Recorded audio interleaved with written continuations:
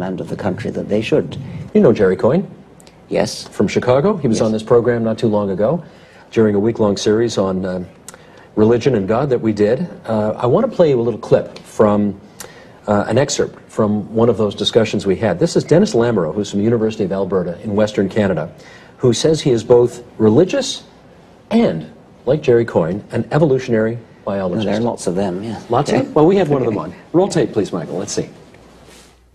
Dennis, you no doubt had to do this in the past, and I'm going to ask you to do it again. This notion of you're worshiping at both altars, as it were. You're an evangelical Christian and a scientist. How do you be both?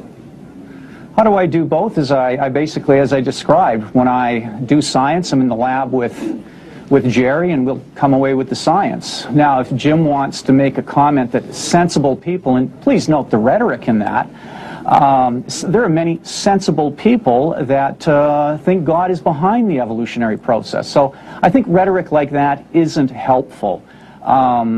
Philosophically, and indeed, Jerry's right, it is a philosophical issue. I think it's an open discussion.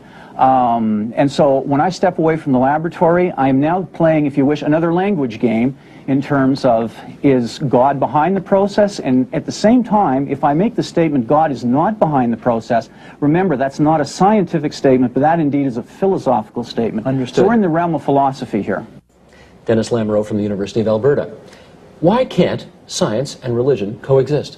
Listening to that clip, it had an air of desperation to me. I mean, here's a man who's been brought up as a child to believe that God did things, and now he's an educated scientist and he knows that evolution is true. And so he says, well, I do both. I go into the lab and I do my science, and then I come out of my lab and I believe it. He then said something slightly contradictory, which is that he believes that God lies behind evolution. So he's bringing God back into the lab, which is a contradiction. Now he's saying God somehow maybe started evolution off, maybe God helped evolution over the difficult jumps or something of that sort. The whole point about evolution is that it explains things without the need for designers, without the need for magic, without the need for spells.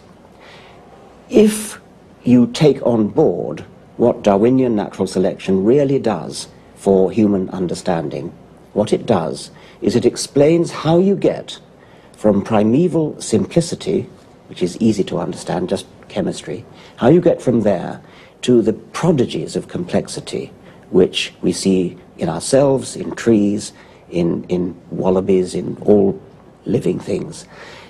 In a stunning accomplishment of the human intellect, Darwin and his followers showed how something which looks as though it must require a designer doesn't.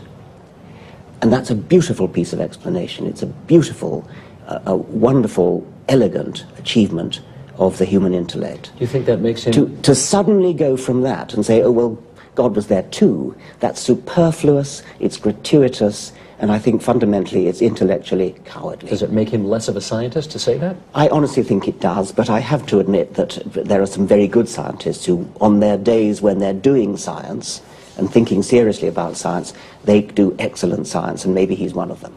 There are lots of things in this universe that science cannot explain, right? Of course there are. Right. That's what science is all about. Science is about explaining what we as yet don't understand. So science is an ever-advancing process of looking for things we don't yet understand, embracing them as things, as a challenge to work on, and then coming up with an explanation, or sometimes not. There may be some things which we shall never understand, but if there are things we'll never understand, don't run away with the idea that therefore religion does. Nothing does. Well, surely there are way more things in this universe that we don't know than what we do know. So they're all the more challenge to work on them. I don't expect to change your mind, obviously, but I'm wondering... Well, no, why should you? I mean... well, in the same way you're trying to change the mind of people who read your book. I don't think you disagree with me. I mean, I think that perhaps you're playing devil's advocate or something. But all I've done is to say science thrives on what we don't know, because it works on what we don't know, and it turns it into what we do know. You said there are thousands of things we don't know. I expect there are thousands of things we don't know. And I look forward to, I shan't be here, but science in general looks forward to centuries of conversion of those things from the pile of things that we don't know into the pile of things that we do know. But don't run away with the idea that if there are thousands of things we don't know, therefore religion does. That's the most extraordinary piece of illogicality. What was your family's religion that you were born into? I suppose Anglican. I mean, my parents are not religious, but I was brought up in Anglican schools, and so I had a pretty standard Anglican upbringing. Okay. Was there some kind of personal event that took place in your life where a light bulb went on and you realized religion just didn't have it? Not quite as sudden as a light bulb. I mean, I think it would be more over a period of months. I think when I finally realized the enormous elegance and power of Darwin's explanation for life, I think that probably was the nearest approach to a light bulb. When was that?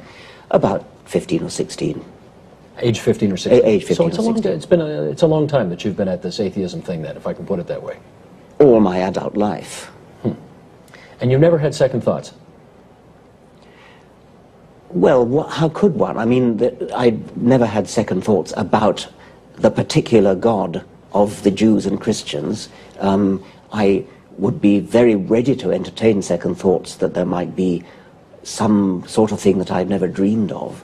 But why would one have second thoughts about the particular God of the Jews and Christians any more than any other? Because every time I've seen you interview, you are one of the most sure people I've ever seen. No, I'm not. I'm. That's my impression. My impression Okay. is you are absolutely in command of what you believe and what you don't believe. And I it does think not that's seem unjust. to... No, that's You don't unjust. think that's right?